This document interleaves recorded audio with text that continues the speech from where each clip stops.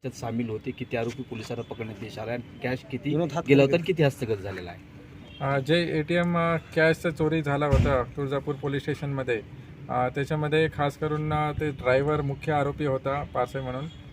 त्याचं डिटेल्स काढल्यानंतर आम्हाला बाकी 2 आरोपी निष्पन्न झालं.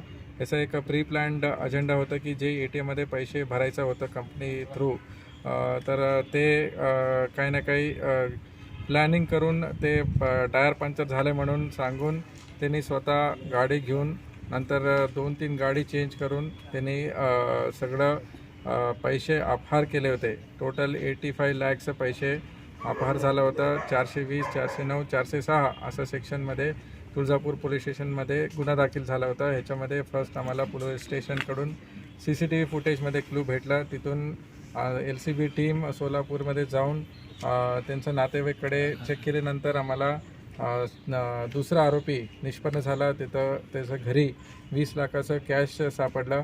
त्याचं इंट्रोगेशनमध्ये आम्हाला हे निष्पन्न झालं की ह्यांनी सिम चेंज करून, मोबाईल चेंज करून कुठं कर्नाटक या बाहेर राज्यात गेलेलं असं माहिती भेटलं होतं.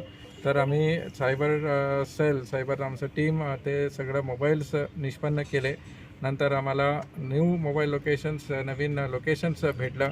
तर हे जे 2 आरोपी मुख्य आरोपी होते ते कर्नाटकमध्ये चामराजनगर म्हणून जिल्ह्यामध्ये होते. रात्री आम्ही त्यांचं टीमला कॉन्टॅक्ट केले. आमचं बॅचमेटच आहे तिथं. कर्नाटक पोलिसांनी आम्हाला खूप मदत केली. रात्री ते आरोपींना लॉजमध्ये ते शोधून काढले आणि आमचं टीम सकाळी पोचल्यानंतर इंट्रोगेशन केल्यानंतर त्यांच्याकडे एक 4.5 लाख 5 लाखापर्यंत त्यांच्याकडे कॅश भेटला. नंतर हे आरोपींना इथं रिटर्न आणून इंट्रोगेशन केल्यानंतर बाकी जे उरलेले पैसे होते तर कंप्लीट 100% पैसे रिकव्हरी झालेले आहे. पूर्ण एक कोऑर्डिनेशन टीमवर्क झाला. SDPO ॲडिशनल SP त्यांनी पूर्ण कोऑर्डिनेशन केले आणि प्रत्येक अधिकारी त्यांनी याच्यामध्ये एक ना एक क्लू भेटल्यानंतर सगळं क्लू जोडलं. तर आम्हाला सगळं एक 4 ते 5 दिवसामध्ये पूर्ण तपास कंप्लीट झालेला आहे.